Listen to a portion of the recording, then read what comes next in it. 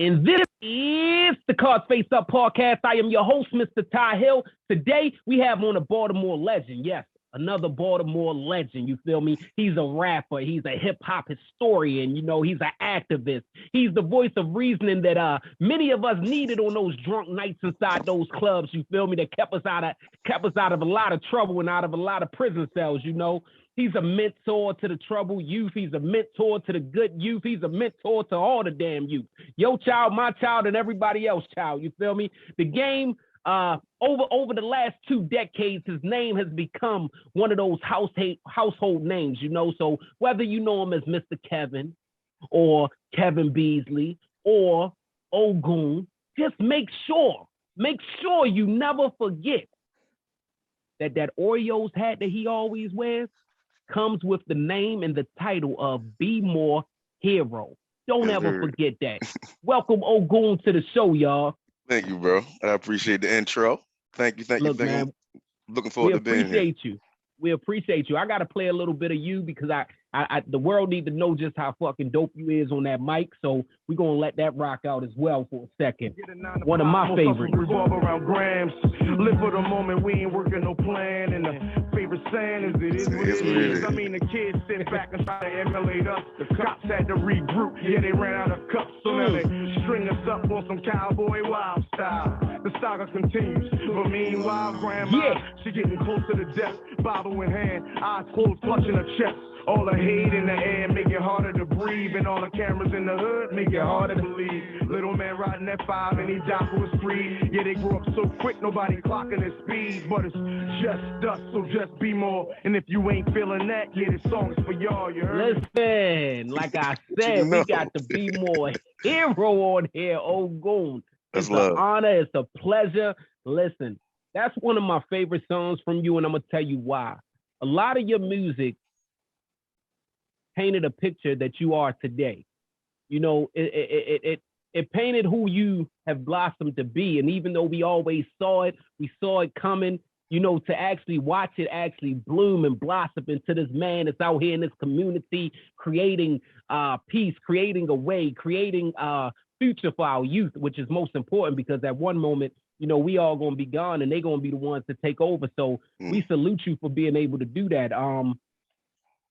You had a song back in 2003, and it was like, what you even flowing for? Go back to the drawing board and what you say for recognition? You know what I'm talking about? I have no idea, bruh. Look, you was like, for recognition, I wreck your mission. It's during the time, I'm telling you, and I just want to build that moment of how I first found out who Ogun was. This was during a time in the city when the posters was everywhere. Not posters, the stickers was everywhere. And they fucking said Ogun, and y'all know his name. For those that don't know, they spelled O-G-U-N. But on the sticker, it was like Ogun, and then it said pronounced Ogun. I was like, who the fuck is this guy? Real talk. This nigga telling me how to say his name. And we got the tape back then, man, the CD or whatever, you know, and that was one of my favorite songs. I think it had like 4 or 5 songs on it. And I love that, and I remember it to this day. So I just want to build that moment that you have been putting out, or you have been a force, like I said in the beginning of the show, over 2 decades. You have been a force in Baltimore's hip-hop. You're etched in the history of Baltimore. But you go back even before that CD, which was a group called Circle that you formed with your high school friends, right? Oh, wow. Yeah, I did. Oh, yep. Yeah, we be on our shit. So that's crazy. My question, look. My question for you, before you was even Ogun, you was in Circle. My question is, if you could go back to Kevin Beasley today and talk to that Ogun or that future Ogun, what would you tell him advice-wise? Because these are the things, these kids are listening. What would you tell a young boy that's about to become Ogun? What would you tell him? What type of advice? Back then, it was really, it would be decision making. I made a lot of rash decisions back then at the Circle, doing Circle. Like I got expelled from Bowie, right? So it's like I've made decisions that was just like, bruh, slow down. But in general, just practice your craft. Because when I was with Circle, I was pretty bad, bruh. It's pretty bad. Like I couldn't rap like that at all. And my favorite rapper, a lot of my favorite rappers, well, one was Buckshot. So I was kind of mimicking the Buckshot. Then I was like salt and pepper some KRS-One in there. But as far as like creativity and having my own vibe, I didn't get that for probably like 4 years after that. Okay. But yes, the advice would be, when it comes to talent, you have to nurture talent. Like it's something that you have to, like, people really think they just come out nice. And some people come out quote unquote nice, but you still have to nurture that. And then you got to make good decisions that's going to really show you how your real life is going to turn out. You know what I mean? Because I did some things that could have really put me into another situation when it comes to where I sit today. I like that because you're not one, you feel me, unlike many of us that do artists, that does artistry music wise. We talk about those moments of our life that, turning points, all the bad shit, kind of glorifying it in our music. So they want to say, although I feel like it's just a way of escaping, a way for us to tell our story. You never really dwelled on putting your personal into your music when it came to the negative that you did. Not at all. Was that on purpose? Like, I know you real on purpose, but was that on purpose? Like, because like I always wanted to take a lane of, I want to out rap this person, right? So whenever I meet a rapper, like I would see his thing, whatever he's doing, I would just kind of just size him up for real. And like, I can rap. I can out rap him. I can figure out a angle to out rap him. So that's always been my thing. And then just the creative writing side of it, right? But truth be told, the whole time I was just trying to learn the game. Like I really never, in my opinion, thought that I would be a long-term chasing rapper, right? If you think about it, I don't have one real music video of me rapping, right? Yeah. So I was trying to recruit other people who I thought would kind of fall under this umbrella or fall under this tutelage per se. And then that would be the thing. And that would kind of like fall into the lane of like Damon Blue, right? Damon Blue had a real industry run, right? But as far as myself back then, of course I was showing up and I was definitely trying to impress and definitely trying to make a name for myself, but it really was for long term, like to kind of come back to that name, come back to those resources and kind of build something new, because I don't like cameras, bro. I don't like cameras. I don't like people all in my face. I don't like people all in my business. And to be an artist, and this, especially nowadays, you need all the cameras in your face at all times. Mm-hmm. Yeah, the more you show them and the more fuck ups you show them, the more they like you. Right. It's funny that you mentioned, how you've always played that part as far as building teams, because I've seen it from the beginning. Again, I remember the Ogun. I remember being up Street Legal studio back in the day. And I think you was in front of truck and you had the hair shit. I think dreads and shit. So yeah, I remember those old days, and we was a lot younger or whatever. But I want to salute you for things that you've been put in my life too. You feel me? Because for those that don't know, Ogun actually is one of those people that mentored me in a crazy way. Like, I'm very inspired by being told no. He's smiling because he knows what I'm about to say. That nigga told me no. I wanted him to put me on his label with his clique, all of that shit. That nigga told me no, I wasn't good enough. No, I didn't say you wasn't good enough. So that's what I heard. That's what I heard.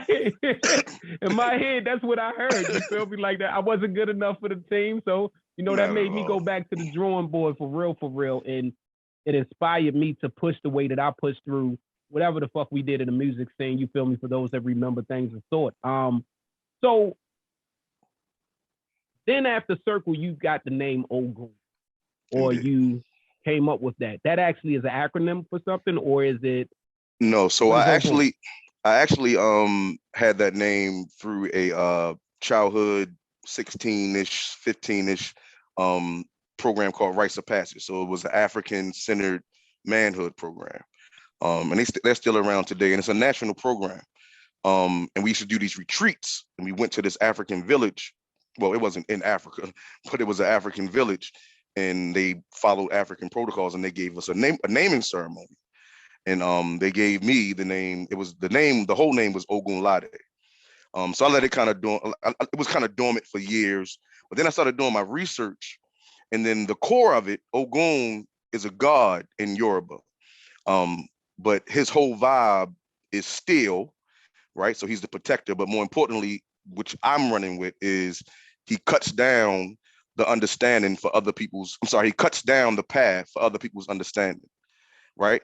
And I've been on that, like just mimicking that has been how I've received every blessing. Because when I meet a person, that's exactly what I'm on. When it comes to kind of taking a person where I see their weaknesses or where they need to go and just kind of assisting them as much as possible on my end. Obviously, they got to do their work as well. But yeah, Ogun is something that I definitely have picked up, and I live by that acronym, that name, that mantra. Like I said, it is a Yoruba name. So I'll meet somebody who practices Yoruba, and then we have to have that uncomfortable conversation that I don't practice Yoruba, even though I do my own spiritual things on my end, right? So it's definitely a thing in that culture. It could be quote unquote controversy. It's almost equivalent of someone calling themselves Jesus. But at the same time, I explain where I stand when it comes to it and how I approach the work that I do, and it's definitely inspired by the vibration of Ogun. That's dope. I mean, I call it dope because it's a constant reminder of exactly what you want to be and what you want to stay. That name in itself keeps you grounded, I'm sure. And I know that the Rites of Passage, that was a program that was also geared towards basically youth mentorship. Exactly. And you ended up, I mean, you were young then, I'm guessing. How old were you back then when you joined that program? So when I started when I started it, I didn't get the name probably until I was like 15, 16. But when I started the program, I probably was 12. Okay. At that time, were you already seeing where you wanted to go with as far as the positive living, the more about teaching? Because even your music is a lot of teaching. You know, I've had one-on-one conversations with you, and I've seen you inside the public eye with hundreds of people watching you, and you're always building. You're always teaching unity, positivity. You're always teaching uplifting and things of sort. Even when I remember you had a little rap beef and shit, and it was the funniest shit possible because it's so out of your character. I was dying laughing. Because it's not true. You're like literally the peacemaker, and that's what we always loved about you. When you were in the Rites of Passage back then at 14, 15, 16 years old, or however old you were, did you already see that this is the direction that you wanted to do? You wanted to deal with the youth and uplifting and trying to get them away from all the negative circumstances and stuff? Because that's what that project or that program was basically based upon, is youth mentorship. And that's what you do now as an adult. Did you already see that's where you wanted to go? No. So I was quote unquote sent to the program, right? And to be very clear, like I wasn't like an extra crazy child, but at the same time, I definitely was a bully, and I would just make bad decisions, right? I would bully people that I thought they were tough. I wouldn't bully on the weak person, right? But I had some issues when it came to anger management and things of that nature. So when I went to the program, I always also loved to play. Joking is my thing. Like me and like we can have a good laugh and just go at each other and then say, all right, man, I love you. See you later. Right. So when I went to the program, one of my best friends, his name is Trey. It was like 4 of us. And we would clown, they call them babas, fathers. They called like the mentors. They were older than us. They were men. And we just would clown them, and they trying to give us discipline, and we just be laughing in their face and just not taking it serious, showing up, right? But eventually they get through to you. They show you the world a little bit. Y'all traveling, y'all going on retreats. Now you're meeting some of the sisters in the program, and they're giving you that motherly love and telling you like, look, this is what you need to do. So that was the thing that really kind of changed my focus point as far as like, you know what, this is what it's really about. Because they were teaching us just the collective when it comes to just that unified front. And if you approach things from that unified front, how much more potent we would be. And then it was clear looking around in my family, looking around and the people around me as far as just where I lived at, there was no unity. Like there wasn't no kind of unified front that we can do something together. Everybody is kind of surviving on their own. So that program is what, to answer your question, that program is what changed my mindset. And it's very, not ironic, but it's perfectly ironic that now the Beats Not Bullets program is a real thing. And some of the Babas, some of the mentors, their children have come through the program. You know what I mean? Come through Beats Not Bullets. Full So circle. it's like almost full circle. So yeah, that program definitely changed my life. I don't know if you know who Mama Rashida is, but she's another mama that's still doing the same work. And if I see her, bro, I might bust out in tears. Every time I see her and we get to talking, I'm pretty much gonna cry because she changed my life. Like she changed my life. She told me, like, bro, like you gotta relax. Like you don't gotta be tough all the time, right? She had me singing at performances. So that whole performance thing kind of came out of Rites of Passage as well. I was still writing, but she'll have me singing an African song. So that part was definitely a major component of kind of changing my thought pattern when it came to my approach. But the thing that changed my life, which I believe I was 17, is on Father's Day, bullying this dude that quote unquote called my neighbor a bitch. I'm running with it. He think he tough, right? It's on Father's Day. My people's about to go to Sizzler. This is back when Sizzler was a thing. I tell them I'm not going to go. I got to go practice for I made up it was either basketball or baseball. I got to go up to the rec for baseball. They leave. Long story short, he in there getting his hair braided down the street. He called his uncles. His uncles pull up. I'm thinking they're going to talk to me. We out there with like a few deep. But I'm thinking they're going to come up and be grown men. Like they're not going to beat up children. And they didn't have no rap. And I got shot. I got shot. They chased me down the alley and then went through two of my fingers. Give thanks. But the point is, when the ambulance pulled up and I was in the back of it, my peoples come back. So all I remember seeing is my mother looking through the window in all the tears, not knowing what happened, not knowing how hurt I was. I wasn't that hurt because it was just through the fingers. I mean, I didn't know if I was going to leave fingers or nothing. But seeing her face, that is the moment that I left. Like all of that aggression, like it was gone from that day. Like from that day, I really took that aggression and put it into the music. So when you hear a lot of my music, especially when I got better, like my music was just full of but it was just, that was my way to let that aggression out versus taking it on some, I'm trying to fight somebody, I'm trying to bully somebody, right?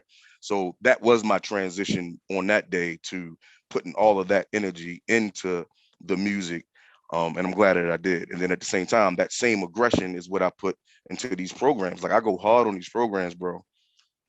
Real talk. I see, man. That was one of the things, I could have had you on here, strictly music. We could have talked. You have tons and tons of music. I mean, from Real on Purpose, you're talking about things that you've built. You feel me? Real on Purpose to Gritty Gang to just Ogun's catalog on his own. We could have talked about that. The Damon Blues, the JR, what's the name? J Royale. J Royale and shit. C Notes and C Notes. Goon, like, my cousin and them, Talal Hunt. Yeah. Proof, love them. You've done a lot on the music scene, but I really wanted you to come on for your positive influence to these youth. And that's when I want to get on to what you were just now talking about. For those that might didn't hear him, the program is called Beats Not Bullets. And explain exactly what you do over there. Now, I've sent kids to you, so I know the positive influence that you have. And those that know me know that I don't send my children anywhere. As far as all the kids that I used to teach, I look at them as my own children. So I don't send them anywhere. I pay attention to neighborhoods. I pay attention to who's their influence going to be before I could recommend some shit like that, because their mother is trusting in me. Exactly. They're trusting in me to give positive, if I can't do something positive, other, suggestions of where they can go. And I've sent kids to you because I knew they were good. So explain exactly what Beats Not Bullets is for those that don't know. Okay. So first of all, I always want to start by saying, so Beats Not Bullets is something that Damon Blue created as far as the name of it. I remember I had the old Tahoe, he was in the back. He was like, yo, we got to do something called Beats Not Bullets. Blah, blah. And I just was like, because he used to give me all the ideas, but that was when I was like, bruh, that's a good idea. And this, you gotta think, this was probably 12 years ago. So that's how it started. We never let the name go. And then from there, it's 6 years to date. So in this coming summer, it will be 6 years old. And we kind of got with careers was a major part in the very beginning. See Love was a major part in the very beginning. Just to kind of coming up with curriculum and coming up with a real program. But in general, the program is about production, songwriting, engineering, and then we also add in. So they like we lead it with this. Like you want to be an artist, you want to be a producer, you want to be a singer, right? Like that's the carrot, right? But the back end is that mentorship piece is inside of that candy, right? So they come in for the candy, but we got the medicine inside of the candy, which is the mentorship part. And then you got to think the retention is something that I really value. So we started 6 years ago. We have students from 6 years ago that still come up. We had an event on Saturday, bro. I know you weren't available. And they all showed up from people from 6 years ago, 5 years ago, 4 years ago. Like I was almost in tears, right? So that retention thing is what brings the alumni component to it. So now we have people who come together who never met each other, and now they're networking. So even if they never make it in music, right? So now they have people of the same mind state where they can share job leads. They might be sharing, they might go to the same college because some of them are graduated now. But the program is definitely a mentorship program hidden behind music, and everybody loves music. They love going into the studio. But that program is a beautiful thing, bro. And to speak about just one of the, I'll speak about two students in particular that you referred. Big T, Tavius. The first time he came to the studio, he wasn't in the program, right? Because you referred him to the program, but the program hadn't started yet. So his mother was like, well, is there anything you can do now? So he came to the studio, recorded with myself. He did pretty good. Ended up recording everything over because he wanted to kind of perfect it more. But my point is, when he went home, his mother texted me and said, thank you so much. My baby is finally smiling again. Like that was the text, right?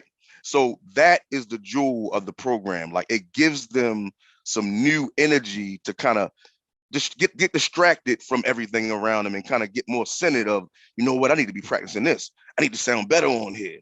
I need to Google how to do this. I need to do a video, like whatever it is, it kind of gives them a little bit more access to their dream, right? Because even if they don't make it, they're starting to dream. We've all met the dude, the street dude. I'm not comparing Big T to a street dude, but I'm saying we've all met the street dude that'll literally say, yo, I'm about to just chill in the street, man. I'm gonna try this music thing. Right? We know that guy. And it's because music gives people just some, like, it gives them an energy of like, you know what? This can be my thing. And I think the program does a very good job with that. You also referred Tay Bands. Tay Bands, she's still in college. She was going to Howard, but now she transferred back to Morgan. But she's still in school. She's still inspired. She hasn't changed a bit as far as how she approaches, you know what I mean, anything. But as far as what she's getting out the program, bro, like she performed at the sound stage. She performed last Saturday. She's working on a feature with a pretty big name artist where it's kind of confirmed, but she's still working out the details. So just walking her through everything and her getting to understand that, like, this is out of love. Like, there's no catches here. Like a lot of students and a lot of people in Baltimore in general, they always looking for the catch. Right? Even us, like we don't think nothing is real until it falls in our hand for real. Right. But I think the program, it gives them that motivation to kind of start thinking outside of the norm. And I appreciate everybody that you ever referred, and I appreciate your trust of knowing that it will be a productive, safe, creative environment. Man, I love it. And our stories are so much alike on that aspect of it, as far as the stopping music to teach, basically. You know, I became a teacher, and that's how I met those kids, you know, and I taught for about 5 years. But that's when I started my nonprofit, was called A Beat of My Own Drum. And basically I had a studio in the back of the classroom. It was my way of getting them, you know, and it was a way of showing them and teaching them. And I laugh when niggas be like, or I say to people, you know, they think that we failed at music. Right. I said, dude, my mission of music was literally just to touch people. That's real. I ended up being able to give my gift, not my actual words of music, you know, my rap songs like I thought. because they say you tell God your plan, that's how you'll make God laugh. You feel me? So I thought my goal was supposed to be me tell them, you know, my music, get out there and be able to teach them. Nah, I got to actually give them real life lessons, real words. I really got to influence. You know, it's on that Tupac stuff. You know, when Pac said he just want to, maybe I just spark the light that's going to illuminate the world. Like, that's the blessings that we've been able to do with our gift. You know, we're giving our gift. You're splitting that one Ogun gift into a million little pieces, and you letting this person run with it, that person run with it, this person, and you're saving lives at the same time. You also do a lot of. Go ahead. Let me say this, because you gave me this thought, and I want to get it out because I probably would have forgot, bro. This whole thing, life is an experience, right? Mm-hmm. And when you're dealing with youth or dealing with people in general, like if you are taking time out of your life to create an experience, so I can imagine you going home like, what am I do tomorrow, right? And then figuring it out. It probably like the first week of your job, you probably was like, oh, how do I get through to these kids, right? But I assume that eventually you mastered it, and like tomorrow, this is what I'm gonna do, and they will walk into that experience that you created. And it's not enough people that create experience for people, right? It's like if I had if you have a 9 to 5, that's somebody's job to say, this is your desk, this is the break room. They're letting you know how this is going to work. So we on the same vibe are creating an experience of like, this is the program. When you come, this is what we're going to do, and we're actually creating an experience for them. And I think that not enough people understand what that means. So people will look at the program from outside of the program and not see the work that it takes for anybody that's doing good work in the city to create an experience where they will come back. Because they can come the first time. The program might be 9 months long, bro. Right? So if you're not creating an experience where they are just valuing, it's like, whoa, wait a minute. This just feels too good to be true. So I just want to salute to everybody out there that's creating experiences for people that they might not ever experience without you. And I know you are a good example of that when you were teaching. And even now when you're doing the podcast, you're creating an experience. I'll be watching some interviews and I'll be like, damn, I didn't know that. Like, you're creating that for me, right? You're creating that content. So it's kind of the same concept as far as the work that I know that I value. Like, people think I'll be fake busy, right? Like, a lot of my homeboys definitely think I'll be fake busy. Bro, I be in here like taking notes in and eating, like creating something for somebody that might not hit for 2 months from now. Yeah. But I gotta create it first, right? But yeah, and people don't realize just made me want to say that. People don't realize when that plan fails, because it does. You go in there with, boy, your chest poked out like this. You just know this the one, and that shit bomb on you. So now you got to deal with the rest of this time, that, you know, and you got to do it. It's like, what's this shit called when you get on stage and you got to act out of just whatever's going on? I want to say ad lib, but it's something different. Yeah, whatever it is. Y'all smart niggas know what it's called. Whatever. You know, and you out there, and you got to do it just on spot, you know, and then you got to come home and improv is the word. Improv, you know, like you got to come home and now you really get to write it down, and you know what didn't work and shit like that, and then you got to understand spectrums and things of sort when you got kids, because y'all age is what does the ages for the program range from? Right. So our main focus is high school, but now we also do middle schools as well. So we but even just high school. Yeah, both are just two different dynamics, but we try to let everybody we welcome everybody, but the main focus is to really catch them in high school, because I mean we know high school is that transition. Some people are already transitioning in middle school, to be very honest. That's why we opened it up to middle school students. But high school is when it gets a little realer, and you meeting some people from other neighborhoods that are kind of a little bit more developed when it comes to that, like whatever's going on in the world, like they are more worldly, right? Yeah. But yeah, that's the overall age bracket is from middle school to high school. But we also do pop-up shops, so it doesn't matter your age. We can go to a group home, we can go to old folks home, for real, but we can go anywhere with a pop-up shop, just a one-off. We just kind of come with the equipment and just be creative. So I want to Also, I want to highlight before we get off that, I want to highlight the fact that you also do a lot of work. Although you're talking about the youth, and as y'all know, the youth is our future. That's tomorrow. We need that, but you also deal with a lot of things with ceasefire and handling more of the adults. I know it's a lot of youth out here committing crimes too, but to get the adults on board, which is a hard thing to do as well, because they're already stuck in their ways. Y'all do the weekends, ceasefire for the weekends and things of that sort. Explain a little bit about your position with doing that and just that type of trying to fix things in the community, because that's basically what Ogun has become. You've become a community fixer. You're giving change to that's what that shit called, a community fixer, because you're giving change. And I laugh at the people that be like, oh man, this who the hell care about a weekend? We need a whole year. Like I literally saw a girl said the other day, oh man, we need a whole year with no killing. Agreed. It's impossible. It's right. Probably never. It's impossible. But I mean, you're right. Of course we need a whole year without killing.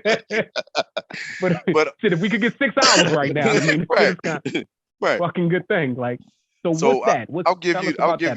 I'll give you the short answer. So, the short answer is I had the idea. So I'm the co-founder of the Baltimore Ceasefire. Me and Erica Bridgefoot, right? So I had the idea probably 10 years ago, and I just sat on it. But I used to see on the news, like when the Middle East, like in the Middle East, they would call ceasefires a lot. Even like before 10 years ago, I'm talking about as children. I remember me being a child. I remember it being on the news, like they're doing a ceasefire, and that's the only time I would give a fuck. So they would say that, and then I would like, I wonder what happened with that ceasefire over there. But when it wasn't a ceasefire, I wouldn't really care. Like I wouldn't care what was going on over there. I'm not saying it as a negative thing, but I'm just saying every time I heard the word ceasefire, it would make me kind of check in the next day. Like I wonder if somebody got killed. I wonder if they doing that over there. Held on to that. Then years after that, I was working in the jail, and they used to call. They didn't call it a ceasefire, but it will be weekends where it'll be a no stabbing policy. But it was called by the inmates, not by the jail. It was called by certain inmates that ran the jail. And if somebody violated that, it was a violation. And I remember the dude telling me that. Shout out to EB.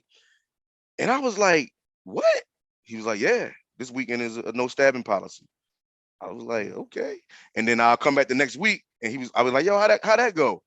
He was like, what you mean how'd it go? They knew not to stab nobody. Like, we ain't say you couldn't fight. We had a no stabbing policy. We got to make sure that they understand that, there's regulations here. So that stuck with me. And I was like, yo, this idea, like I want to formulate this idea. So eventually I did call Erica. I talked to a lot of other people. I'll say 4 to 5 people, and they laughed. They had their little sly comments, slick comments or whatever. And I didn't take it personal. I get how it sounded, right? But when I said it to her, she said, that's exactly what we need to do, right? And it took us some years. We said it to each other. It might have been a year later. So this coming May, I believe, will be the 5th year since we started.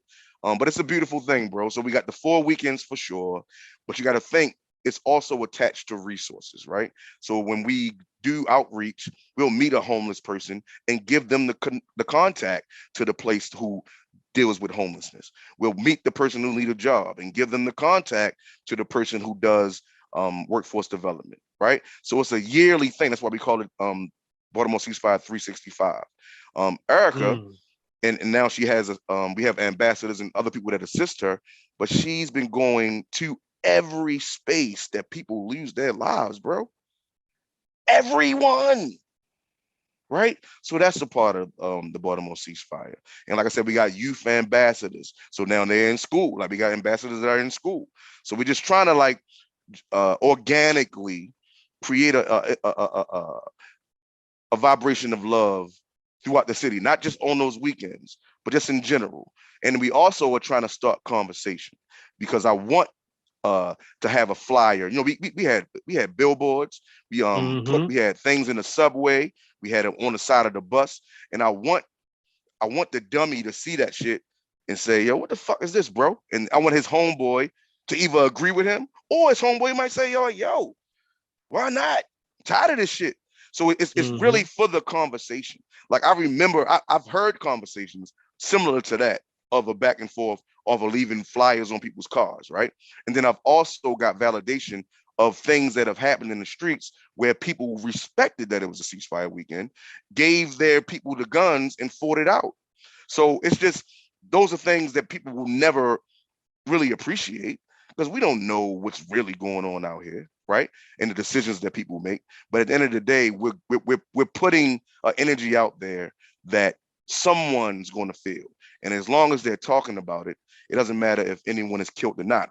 God forbid no one isn't, but we're still having events. We're still out there smiling. We're still giving out resources. We're still embracing families who have lost their family members. People who have lost their family members are joining the ceasefire moment because this gives them an outlet because they lost their son as well.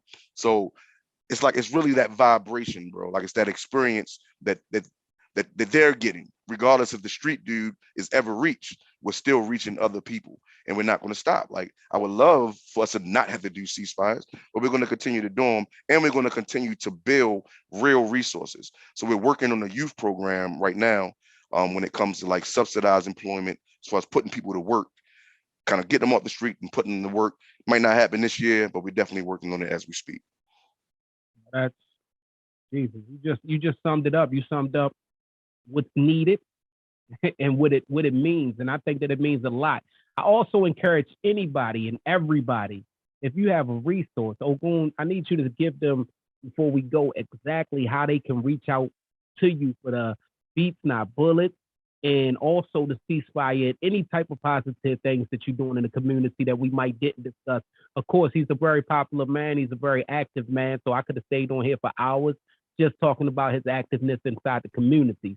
But I encourage everybody, if you have resources, to get with Ogun, because like you said, you watch this show and learn things. I just learned some things that I did not know. And we all have resources and we don't share them because we spend so much time trying to do it on our own. Some of us are just workers, we just get out there and we just make it happen. I know me and my lady personally, we do a lot of drives and food, clothing, all of those type things. We got resources, jobs, all that type of stuff, but we don't bring it together like we should. Those resources and that help should also be over there with ceasefire. And we should all be moving together. We should all be making these movements together. So I want you to give out your information so that everybody that needs it, whether you're in need for his assistance or you're in need for the program's assistance, or you have something to contribute. And keep in mind, y'all, we all got time. That's the one blessing about having life. So as long as you got time, you can contribute something to these movements that are for the positivity of our community. So, tell them exactly how to reach you and all of your information, my brother. Not a problem. So as far as Baltimore Ceasefire, you can just log on to baltimoreceasefire.com. That'll give you all the contact information to be involved with that movement. That's how you can be an ambassador. You can buy merch where that goes directly back to us, just pressing up flyers for the weekends and things of that nature. So Baltimore Ceasefire, you can just Google that. As far as Beats Not Bullets, beatsnotbullets.com. And then you can also email info@dreambigger.org. And then you can text me, you can call me, I don't care, 443-739-0152. We are working on Beats Not Bullets, our 2022 programming. Probably won't start till around March, April. So we haven't started promoting yet, but that's a real thing as well. But I'm here, man. Like I love this city. I think that's clear, right? And it's just like at the end of the day, I just want to be on the side of positivity when it comes to everything that the youth, older people, like anybody in the city face, bro. Like a lot of people who've been getting shot in the last couple of weeks have been 61, 59, 51. I'm like, God, come on, man. Right? Yeah, so it's like we have to balance this energy that's kind of going on in our city, more importantly in the world, right? So I just ask everybody just to show up and do yourself. How you said that you guys do your thing and we should be doing it together. That's, of course, ideally we can continue to network and do things together, but please understand, bro, what you do is what you do. Like that's the important piece. Now, of course, eventually we should have more hubs of individuals that come together to do stuff. But if everybody stopped doing stuff, like we would see a drastic change in the city. So whatever you're doing, continue to do it, whether you do it with Ogun, with cards face up, it doesn't matter. Like if you out here doing the work, continue to do the work. And like you said, we should just start to communicate more and kind of put this on maybe on a bigger scale as a community. But please, everybody out here that's doing the work, I want you to know that I salute you. And it's not I value your time that it takes to create experiences different in Baltimore City. That's real. Hey, Ogun, we appreciate you coming through. We appreciate you giving us any of your time. This episode was one of those episodes of positivity, one of those episodes that I wanted to bring to the community, to the world, like you said, because it's not only Baltimore that needs these programs.